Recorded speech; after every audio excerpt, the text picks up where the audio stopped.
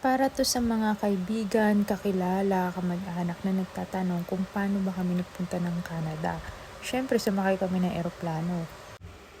Pero ang pathway namin, nag-international student ako. So kung gusto mo ring sumugal, dapat ihanda mo ng mga to.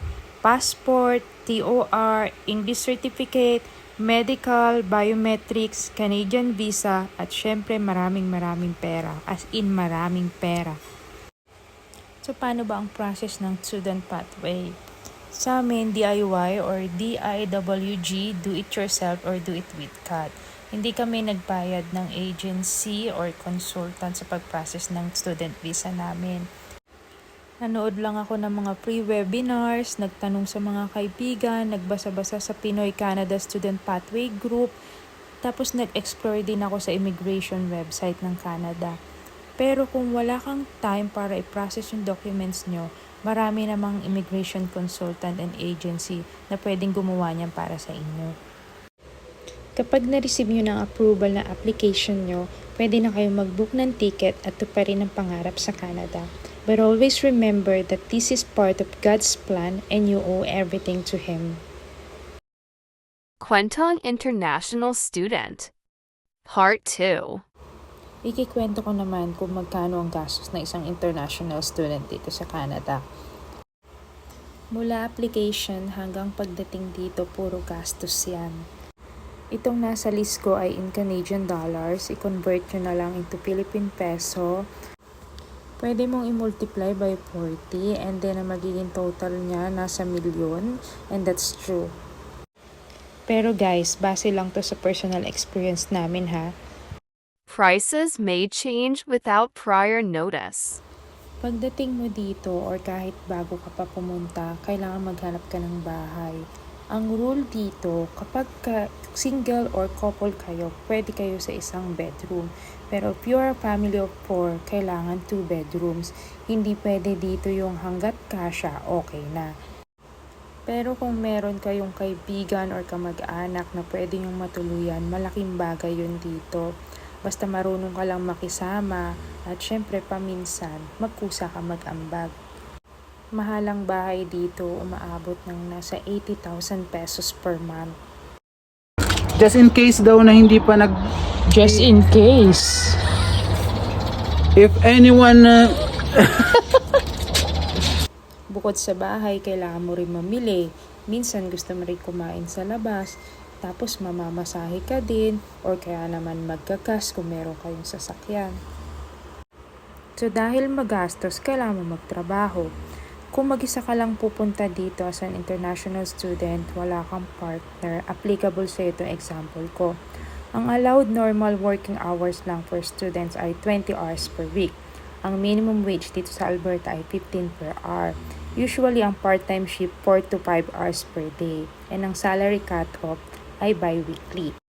Kung i-compute natin yan, pumapatak na nasa 1,000 Canadian dollars ang salary ng isang part-time working student. Mataas na salary na yan kung i-convert mo sa peso at kung nasa Pinas ka, pero dahil nasa Canada ka, dollars din ang gastos mo. At pag newcomer ka, struggle din ang paghahanap ng job.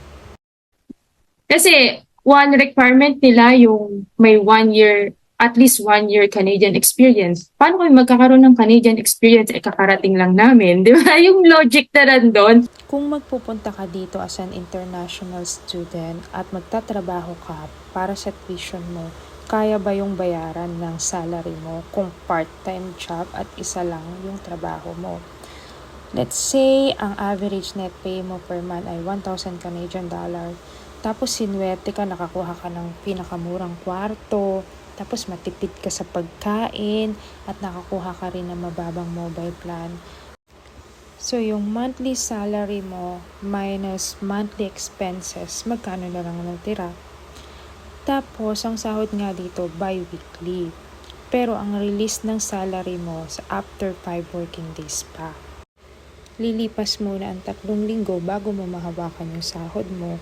And remember, hindi lang to para sa tuition. Meron ka ring mga bills. Kaya ang sagot, hindi kayang bayaran ng one part-time job of minimum wage ang tuition mo as an international student. Pero possible to kung meron kang kasamang partner na katuwang mo mag-iipon para sa tuition, katuwang mo magbabayad ng mga bills, or kung meron kang sponsor. Or kung may nakalaan na talagang savings para sa pag-aaral mo. Aside from financials, dapat prepared ka rin emotionally. Kasi malungkot, nag-aaral ka sa malayo, tapos hindi mo pa kasama yung family mo.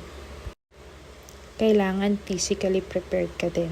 Kasi kung ano yung unang trabahong dumating sa'yo, dapat i-grab mo na, bawal lang maselan dito.